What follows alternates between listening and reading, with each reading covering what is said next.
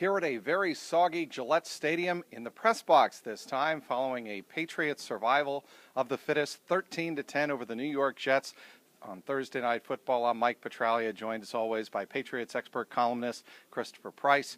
Chris, that was not pretty whatsoever. We knew coming in the Patriots were probably going to have trouble moving the ball just because of all of the weapons that were not at their disposal. Shane Vereen injured. He'll be out a while.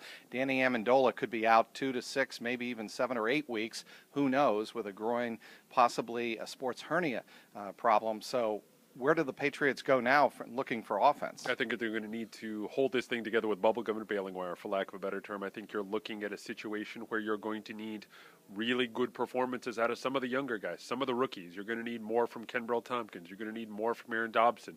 You're going to need more from Zach Sudfeld, who we did not see tonight. He's been hobbled a little bit by a hamstring problem. You're also going to need to see great performances from the defense. The defense has really, in a lot of ways, bailed them out over these last couple of weeks. The defense has only allowed 3 touchdowns to this point in the season through 8 quarters, which is very, very good. You have to kind of take that with a little bit of a grain of salt because they face 2 rookie quarterbacks. But at the same time, the work of Chandler Jones tonight, the work of Aqib Talib, Alfonso Dennard, the secondary as a whole, I thought played very, very well. So they're going to need to get some guys on the offensive side of the ball, some of the younger guys to step up. You're going to need a continued high level of play on the defensive side of the ball as well.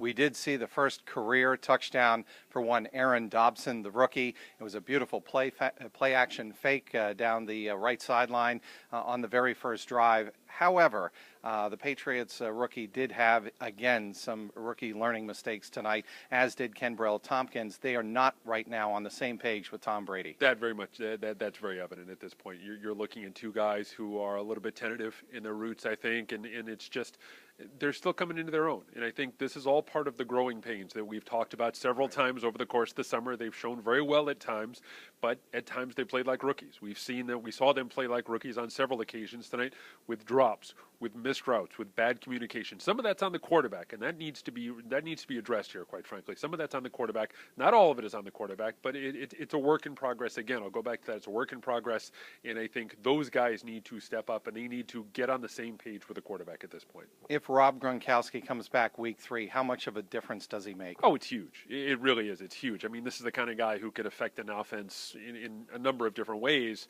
even if he's not at 100%. I don't know, and it's going to be interesting to see if there's going to be more of a sense of urgency to have him out there in week 3, as opposed to, maybe letting him rest for week 3 and kind of, holding off until week 4. I believe the Falcons are in week 4. If there's a feeling that they can get past it, they have, I think it's 10 days now between this game and the next game.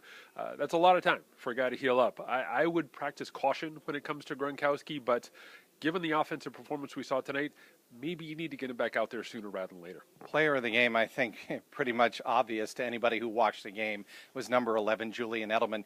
Not because he had 13 catches on 18 targets for 78 yards, but because everybody and their brother knew coming into the game that the offense was going to be on his shoulders and that Tom Brady would be looking his way. He came up big time. He said after the game, I don't look at it as any other, look at it any differently because I was the go-to guy. Tom was calling my number a lot. I tried to get open for him, and it was that simple. How about you? He was a guy who got open on a consistent basis, and he was a guy who made plays. He was a guy who moved the chains, and he was a guy who clearly has the trust of Tom Brady.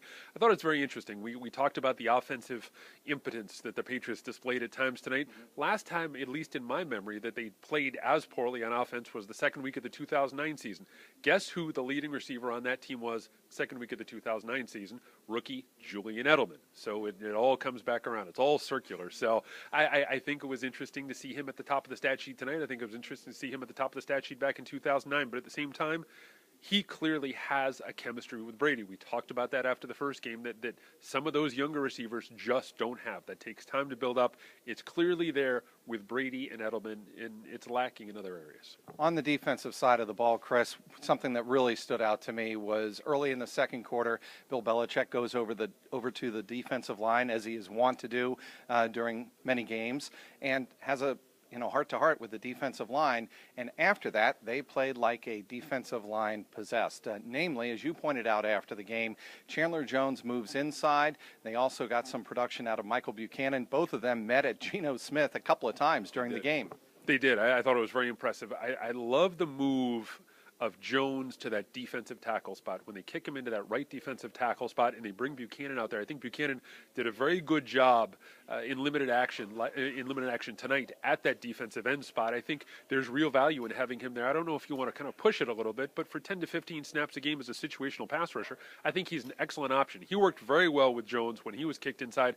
They ran some stunts. They were able to get to the quarterback on a handful of occasions. I think they worked very, very well together. I think that's the kind of thing we're going to see more of going forward. We talked to him in the locker room after the game. Interestingly enough, this is some of the first time that he's ever played defensive tackle, above the high school level. So it's going to be interesting to see his evolution and his growth at that spot. But I think we're going to see more of it down the road. One thing the secondary did, Chris, namely Aqib Talib, was force turnovers against Geno Smith. Geno Smith showed he was a rookie in that fourth quarter, had the Jets marching to the Patriots' 27-yard line, scrambles out of the pocket, looked like he had some green turf in front of him, throws across his body for Clyde Gates, and it was a pass breakup. Aqib Talib, Johnny on the spot with the first of 2 fourth-quarter interceptions. How do you think Talib and the secondary did? I think they did very well. I think you're looking for areas of optimism if you're a Patriots fan. I think the defense as a whole played very well, and I think the secondary in particular played well. You're looking at guys like Alfonso Dennard.